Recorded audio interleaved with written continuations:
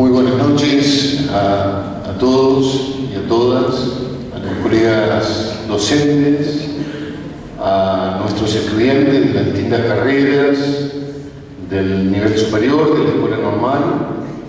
Y bueno, en este momento, en este acontecimiento tan significativo para nuestra comunidad, y voy a ser el portavoz de toda la comunidad educativa para darle la bienvenida, en primer lugar, al ingeniero Martiniano Leguizamón por su presencia en nuestro establecimiento. Agradecerle la deferencia de acercarse hasta nuestra ciudad, hasta nuestra institución y compartir este momento que tiene que ver con nuestra historia, ¿no? como institución. Las instituciones son el fruto de los años, de quienes transitamos por ellas, y el nombre que llevan estas instituciones no es una cuestión menor, tiene que ver con la propia identidad. Así que contar con la presencia del ingeniero Leguizamón nos revincula a esta identidad, a este pasado, a la vida de esta institución que surge allá en la década del 30 como Colegio Nacional, y hoy, transcurridos 77 años, nos encuentra con esta nueva configuración que tiene que ver con una escuela normal superior con todos sus niveles. Así que bueno, nuestro profundo agradecimiento por su presencia junto a su amigo personal, Horacio Calderón, reconocido analista a nivel nacional e internacional, que es a través de quien nuestro egresado, el profesor Canelo, establece contacto y es lo que posibilita que hoy nos estén acompañando. Bueno, seguramente el sobrino bisnieto de Martiniano Leguizamón nos traerá algunas facetas de la genealogía, de la biografía, de la figura de Martiniano Leguizamón, que seguramente enriquecerá nuestra mirada, ampliará nuestra mirada de Martiniano Leguizamón, más allá de la faceta de escritor, ¿no? Y yo recordaba a un pensador argentino, Rodolfo Kusch, ¿no?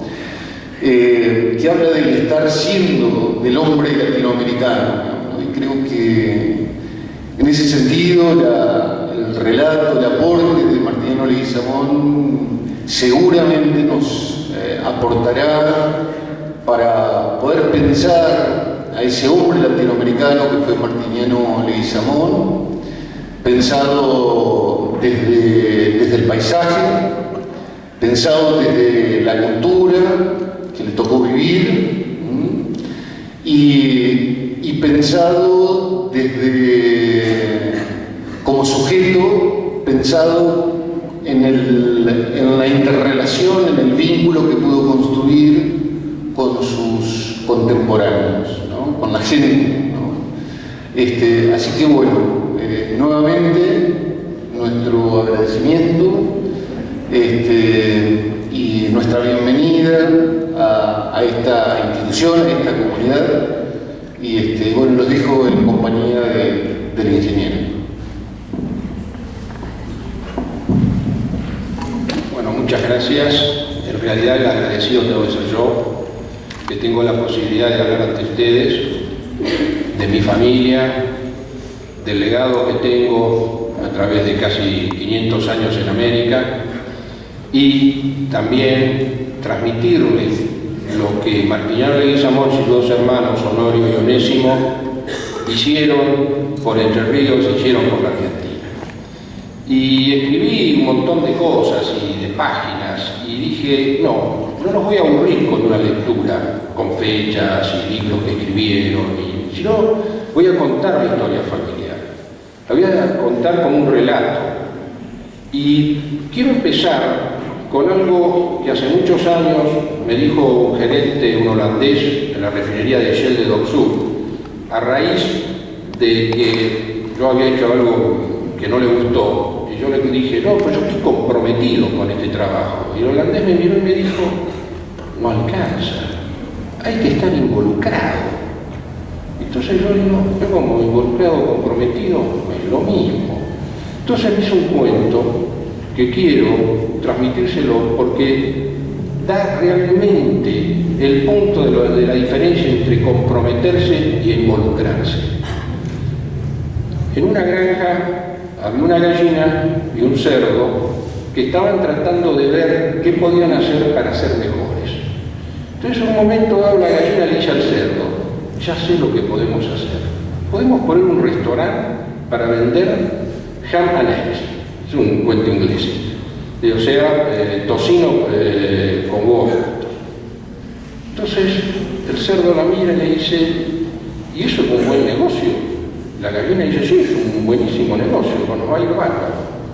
Y el cerdo dice, bueno, pero a mí me parece que hay algo que ahí no funciona. Entonces la gallina dice, ¿por qué? Dice, porque vos estás comprometida. Poner los huevos. Yo estoy involucrado. Pongo el jamón. Entonces, eso es muy claro. Y es un poco lo que yo he sentido. Yo me he comprometido varias veces en mi vida. He ido al Martiniano Leguizamón, que está en Liniers, he ido al Onésimo Leguizamón, que está en Villa Urquiza, he ido al... No, el Onésimo Leguizamón está en Recoleta. Al Honorio Leguizamón son 3 colegios, 3 calles. Es único en la Argentina. Los 3 hermanos tienen 3 colegios y 3 calles en la ciudad de Buenos Aires. O sea, lo han hecho por la Argentina. Y él estaba comprometido. ¿Por qué? Porque tomaba un taxi, tomaba un colectivo, agarraba con mi auto, iba 1 hora, hablaba 5 minutos de alguna pavada de mis antepasados y me volvía a mi casa. Acá me tuve que involucrar. Son 2 días, hay que hacer 500 y pico de kilómetros. Esto es distinto. Y yo los agradezco. Porque me permitió ver un montón de cosas de mi vida y de mis antepasados, y quiero transmitírselos.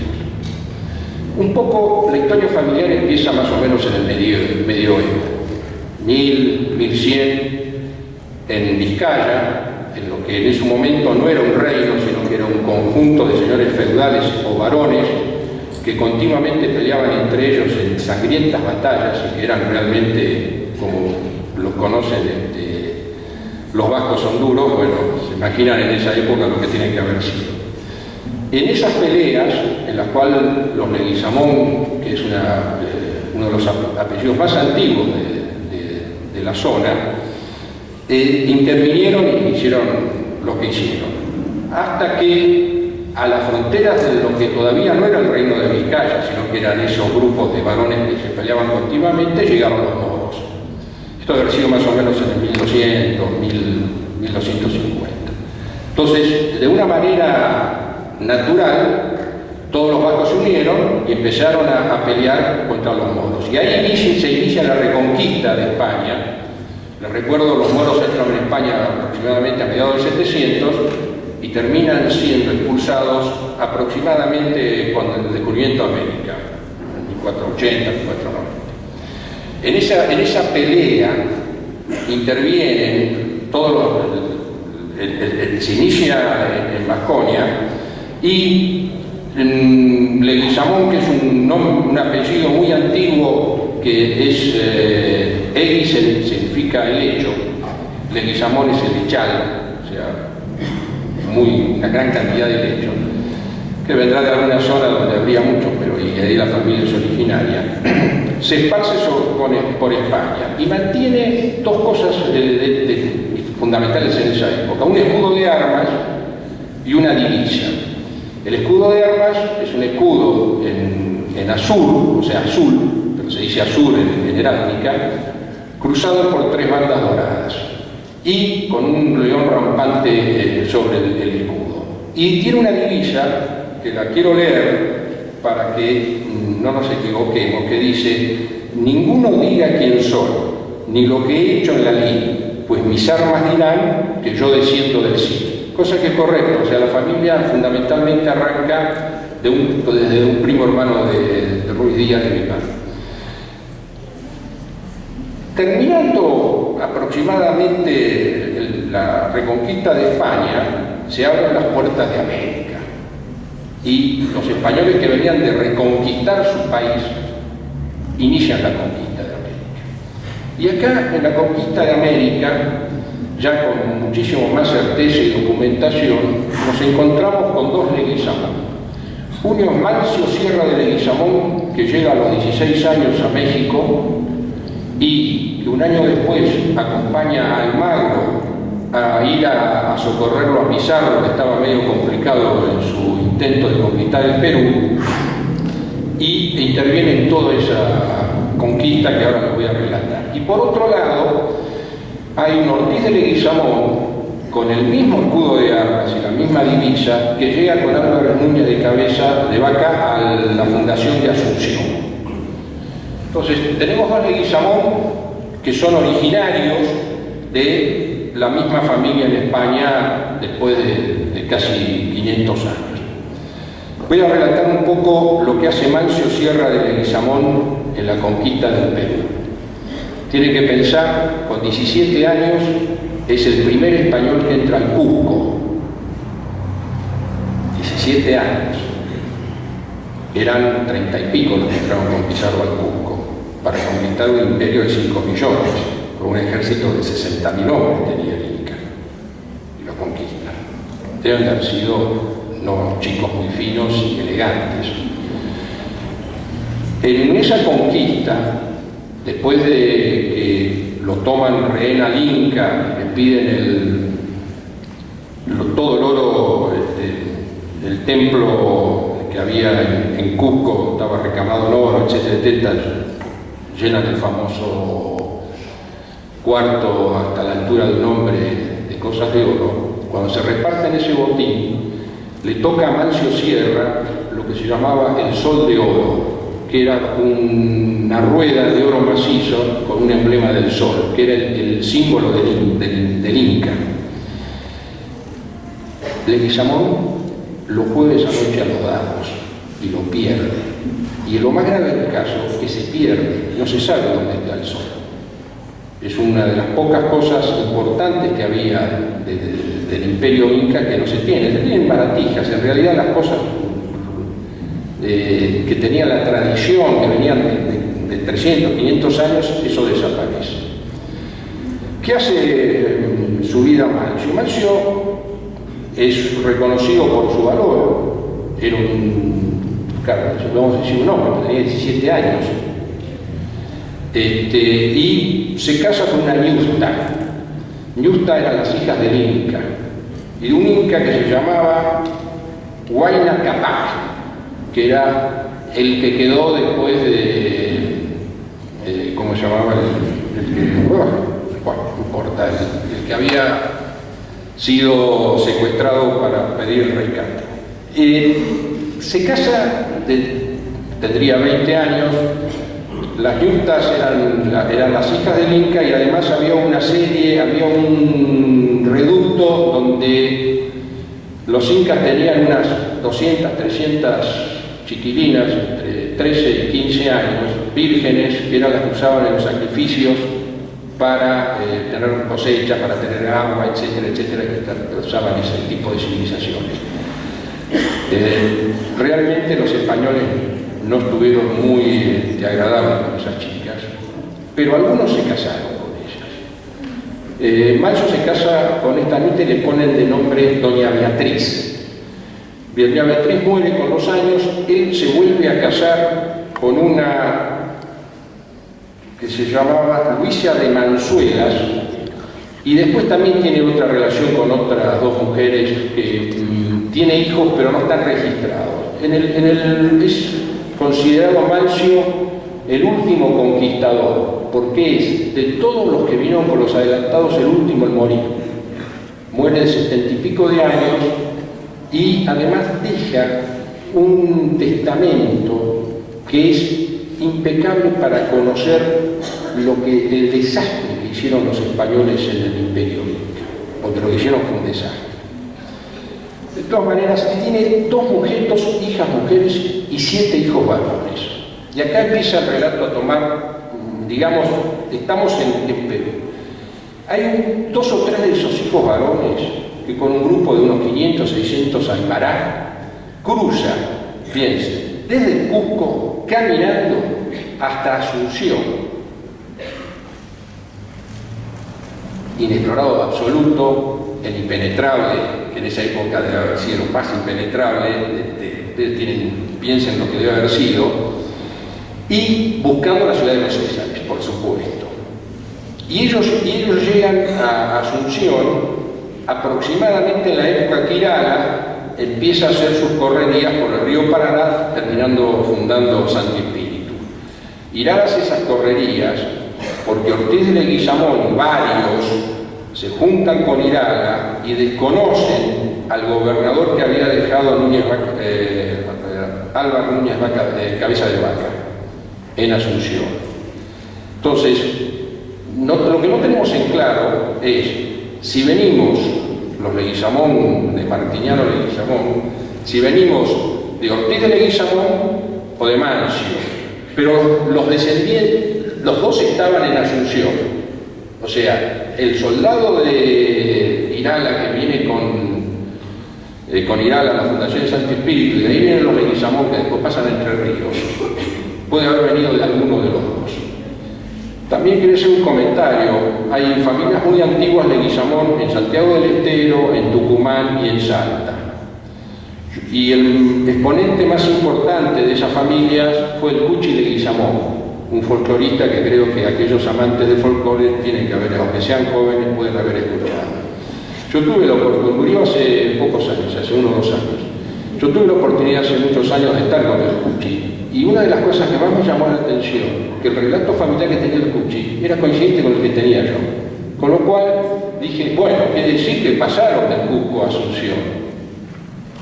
Entonces, estamos en Santa Fe.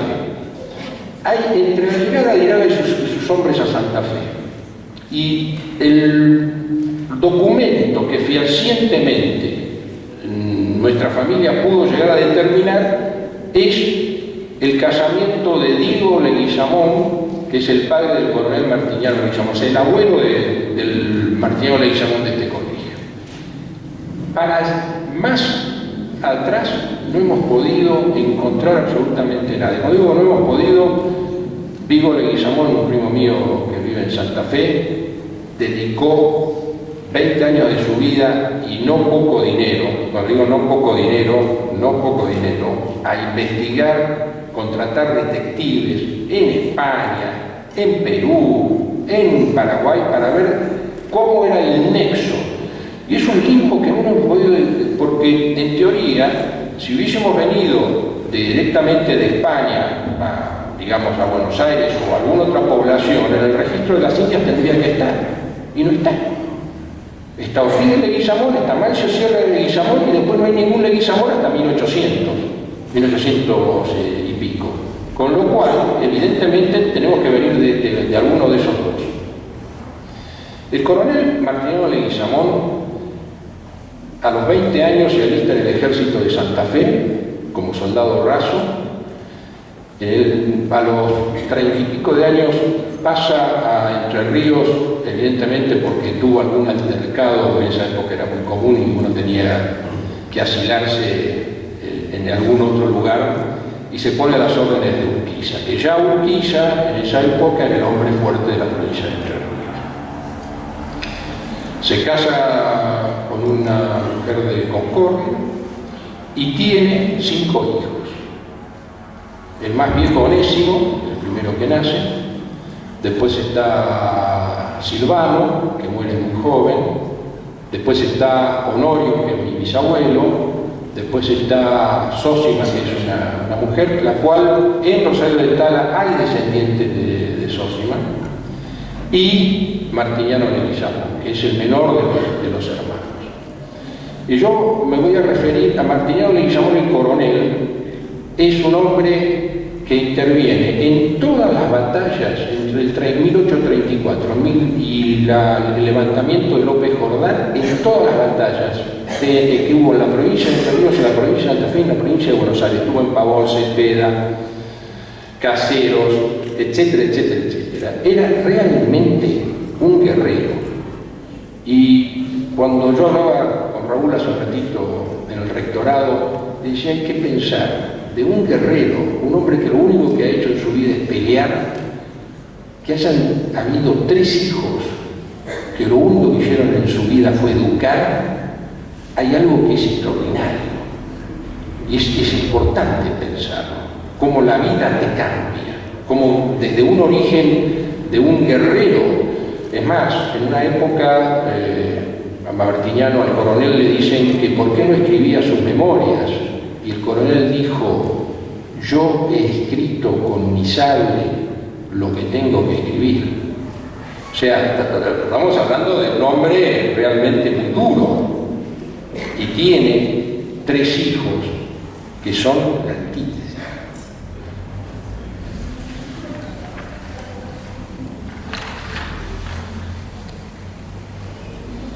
Martiniano, el coronel, el gobierno le da una serie de cargos y está en Paraná, está en Concordia, está en Gualeguaychú, etc. Se mueve muchísimo por la provincia, y tal es así que hay que ver, por ejemplo, Onésimo Leguizamón nace en Gualeguay, Honorio nace en Concordia y Martiniano en Rosario del Tala. Y en esa época era muy común que el hombre poderoso del territorio a sus soldados distinguidos les diera tierras. De ahí es que Martiniano, el coronel, tiene un campo que se llama Rincón de Calá, cerca de Gualeguay. No sé, es el nombre del campo, no sé si hay un lugar que se llame Calá en esa zona. El campo se ha desaparecido, no tenemos ningún rastro de eso. Y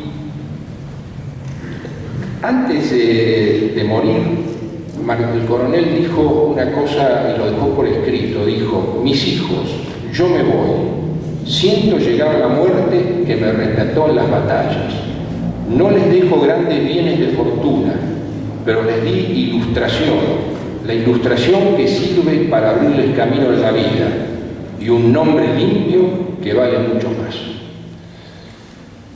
Al coronel, el día de cuando se casa, el Supremo Entrerriano, Urquiza, le regala un juego de living, que yo en esa época era el juego de sala, ¿no es cierto? Bueno, es el que hoy yo tengo en mi living. O sea, yo me siento a la tarde cuando llego del trabajo a charlar con mi mujer en un sillón donde sé que se sentó Urquiza, donde se sentó mi tatarabuelo, mi bisabuelo, etcétera, etcétera. Y le digo que es una sensación muy particular. Yo quisiera ahora referirme a Martiniano.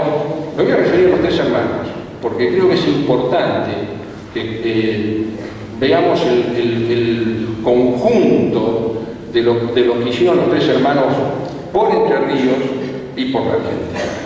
Por lo tanto, por nosotros que estamos sentados hoy acá. Martiniano, que es el último el más chico de los hermanos, era adorado por Honorio, por mi bisabuelo. Y Onésimo muere muy joven, con lo cual no tuvo tanta relación con Martiniano, pero Honorio sí. Por eso la continuidad del nombre salta al hermano y todos los martinianos venimos por la línea de Honorio y luego por la línea de Martiniano, porque cuando Martiniano se casa, ya mi abuelo tenía como 10, 12 años, con lo cual no pudo ponerle a su hijo Martiniano.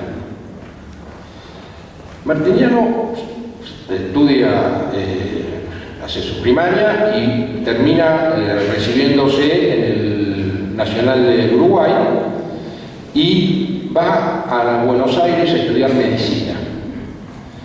Pero no solo va a estudiar medicina.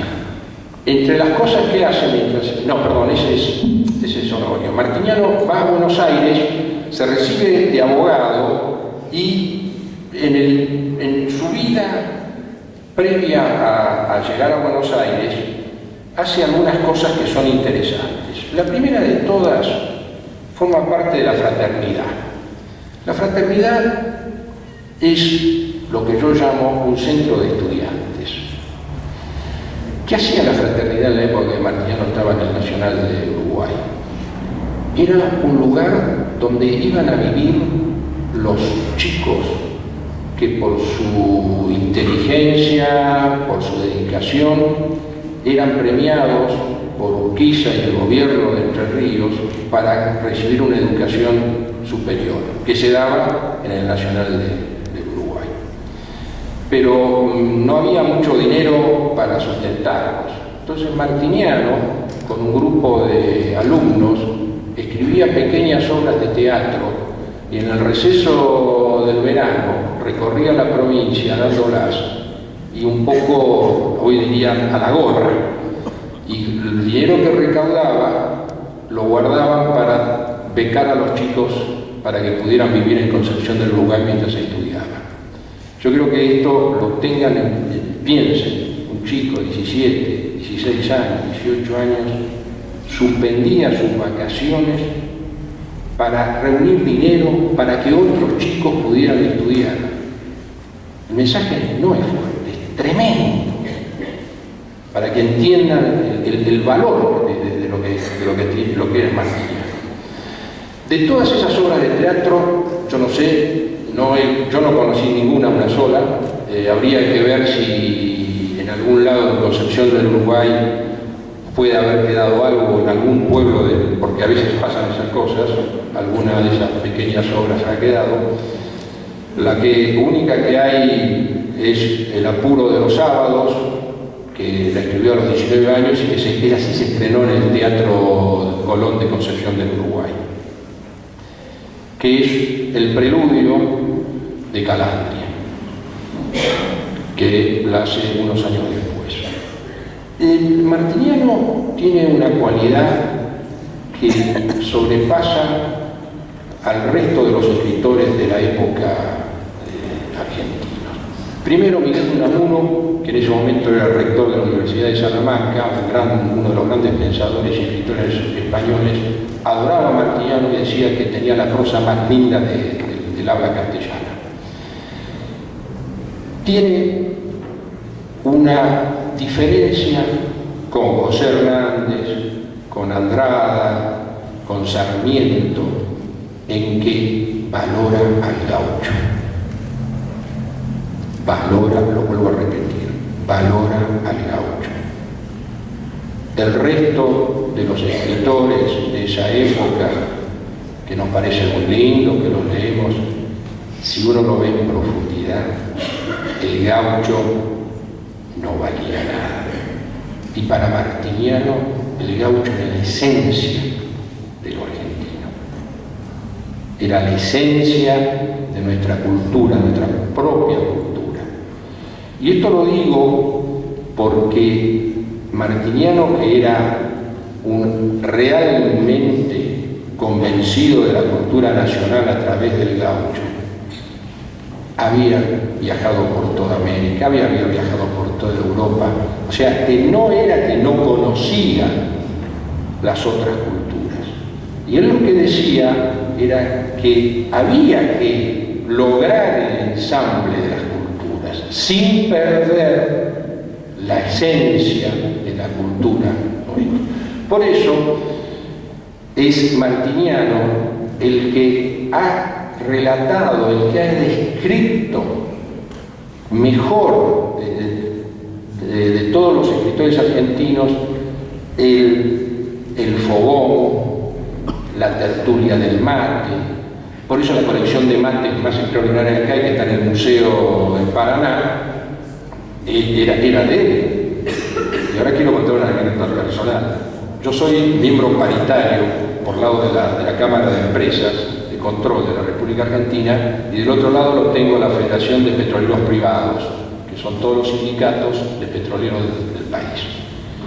Y hay el secretario gremial del sindicato de Avellaneda, que maneja la refinería de La Plata, de YPF, la refinería más grande del país, la refinería de Shell de Oxford, es un coleccionista de mates. Entonces tenemos unas charlas sobre el mate, que yo digo, no puede ser, porque uno digo, ¿de dónde, cómo se juntan las cosas? Este comentario lo hago porque después van a ver cómo otras cosas que se han juntado en mi familia, uno no puede creer como la vida te junta en cosas que parece que son superfluas, ¿no? Y son esenciales, hacen a lo que sos vos. Martiniano tiene una lindísima vida, realmente, de enseñanza, de escritura, es considerado por todos sus pares. Hace una cosa, funda un diario, él es cofundador y editor del Día de la Plata, todavía uno de los pocos diarios del interior que sigue vigente, y pasa su vejez en una chacra que compra en González Catá, en el centro de La Matanza, y le pone de nombre Morita, la Morita. La Morita es porque una de las hijas de Martiniano se llamaba Mora, a la cual él la quería muchísimo. Y cuando muere su mujer, le entra una tristeza tremenda, y su yerno, el marido justamente de Morita, le construye lo que en su momento fue el rancho de adobe más grande de la provincia de Buenos Aires, donde pone toda su colección de mates y de aperos y de uniformes y de cosas que había ido juntando a través del tiempo. Martiniano, en esa relación que tuvo con la tierra, en esa relación que tuvo con los que vivían en la tierra, tiene una transmisión de lo profundo del ser nacional que no lo tiene otros. No tiene que hacer una raraca, no tiene que salir a tocar trompetas y tambores para decir lo que es ser nacional. Él era. Es una diferencia grande sobre el resto, porque él había estado sentado en los fogones. Él había compartido con los gauchos desde chiquito. Él sentía cómo era el gaucho. A mí me pueden decir, bueno, lo que pasa es que el gaucho de la provincia de Buenos Aires puede ser que haya sido diferente al gaucho entrerriano. Es posible que el gaucho entrerriano haya tenido otras cualidades que no las tenía el gaucho de la provincia de Buenos Aires. Pero el gaucho de Entre Ríos, el que retrata a Martiniano con tanta maestría, es el ser nacional. Y ustedes, que son del corazón de la provincia, tienen eso en su sangre. Un poco esto que les estoy contando, que es mi historia, ustedes de alguna manera también la tienen que tener, de sus padres, de sus abuelos, de sus tíos, aunque no se las hayan contado. Yo he tenido la suerte de que me la han contado. La tienen en los genes. No la van a poder perder nunca. Bueno, quiero hablar un poco ahora de Onésimo, el hermano mayor, que es el de los tres, el que tiene más trascendencia política. Onésimo, a los 19 años, todos se educaron en el Nacional de Concepción. Pero Onésimo tiene una anécdota que, teniendo 8 o 9 años, puede ser que 10, no tenemos muy en claro eso, después de una fuerte lluvia en primavera, estaba pescando en un arroyo y de golpe sobre el horizonte aparece una partida de soldados con una galera. El arroyo estaba desbordado, el paso por el arroyo no estaba muy claro. El jefe de la partida no tenía claro por dónde cruzar con la partida y la galera, y Onésimo le está diciendo desde el orilla, dice, por ahí no, cruzar para acá, venir a casa. Está en medio el milico, dice, este chico que está haciendo, y le dice al portalón de la galera, cruzar por acá. Le mete la galera y pronto se clavó. En medio del agua queda la galera clavada. Entonces, Onésimo, el cuento que tenemos entra a matarse de risa, como un chico. Entonces se abre la puerta de la galera y era Urquiza. Y entonces dice, ¿quién sos vos? Y con buen chico entró a rajar, entonces le dice al capitán de la escolta que lo traiga. Como no lo podía agarrar, lo tiene que enlazar. Y se lo trae a la rienda, o sea, colgado así del caballo, se lo pone a Urquiza al costado de la galera y le dice, acá lo tiene. Entonces acá quiero que me escuchen bien porque esto para mí es esencia. ¿Qué le puede haber preguntado Urquiza a este chico? ¿Saben lo que les pregunto, Urquiza? ¿Por qué no estás en el colegio? A ver si lo entienden bien. El hombre más poderoso de la provincia de Entre Ríos, el segundo hombre más poderoso del país, el otro era Rosas, ante un chico, no le pregunta cómo se llama, no. ¿Por qué no estás en el colegio? ¿Qué contesta Onésimo? Yo nunca fui al colegio. ¿Está claro esto? Tenía 8 o 9 años, nunca había ido al colegio. Yo no quiero pensar lo mal que puede haber pasado el capitán Leguizamón en esa época, porque el hijo no iba al colegio. Urquiza puede haber matado. Y este que no iba a los 10, 11 años no sabía leer y escribir, es el que nos da la ley 1420. A ver si lo tenemos claro. La ley 1420, de enseñanza común, laica, obligatoria para todos los chicos entre 6 y 14 años, sean varones o mujeres. Eso es una importancia, de una trascendencia que va más allá del hombre. Y yo creo, piensen ustedes, acá mi amigo el periodista dice que yo soy políticamente incorrecto. Piensen si algún hombre del poder, municipal, provincial, nacional, se encuentra con un chico en la calle, en horario de colegio, se para preguntarle por qué no está en el colegio. No sé si entienden la enseñanza, lo que es esto. ¿Cuál era la preocupación de los hombres poderosos de hace 150 años? Hemos perdido el rumbo, todos.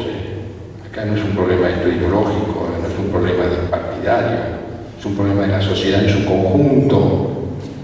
Yo tengo mi anécdota personal. Yo tendría 10, 12 años, mi madre no sé por qué no me mandó al colegio, íbamos caminando por la calle y me acuerdo, se presentó un yo soy inspector del Ministerio de Educación, señora, ¿por qué no está el chico en el colegio? Y eso sucedió en la ciudad de Buenos Aires en el año 1955. ¿Han visto ustedes algún inspector? Evidentemente estamos fuera de lo que Martiniano, Onésimo, Honorio nos enseñaron, lo que buscaron. Onésimo se recibe del Nacional, va a estudiar abogacía a la Universidad de Buenos Aires, termina abriendo la cátedra de Derecho Internacional, es diputado provincial acá en Entre Ríos, es ministro de Educación de Entre Ríos. Después, cuando con el asesinato de Urquiza, López Jordán quiere tomar el poder y se tiene que asilar en Buenos Aires, Onésimo, ahí es diputado por Entre Ríos. Después es ministro de Justicia e Instrucción Pública de Nicolás Avellaneda, donde funda tantos colegios que Sarmiento tiene un poco de bronca y cruzan algunas cartas de electores, no se llamaban cartas de electores en esa época, sino que escribían en distintos diarios uno contra otro. Es después senador. Cuando es senador es cuando hace la ley 1420 y es miembro de la Corte Suprema de Justicia.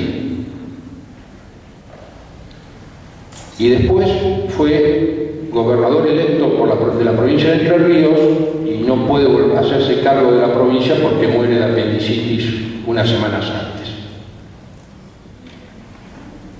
Honorio, mi abuelo, mi bisabuelo. También estudia en el Concepción, en el Nacional de Concepción, Uruguay. Viene a Buenos Aires a estudiar medicina Siendo alumno, todavía no se había recibido médico, se desata la fiebre amarilla, es uno de los que más trabaja en contra de la fiebre amarilla, contrae la fiebre amarilla y sobrevive, que es uno de los pocos casos de los que contrayeron fiebre amarilla que sobrevivieron. Se hace cargo de un lazareto que se pone en San Fernando, aún convaleciente. Después es jefe de la Cátedra Médica de Medicina Clínica de la Universidad de Buenos Aires, es jefe de Clínica Médica del Hospital de Clínicas y termina siendo durante 8 años rector de Concepción del Uruguay. Y después pasa a ser rector del Mariano Acosta. Mariano Acosta, todos los que son educadores, es el colegio de profesores. Yo tengo una anécdota con Mariano Acosta.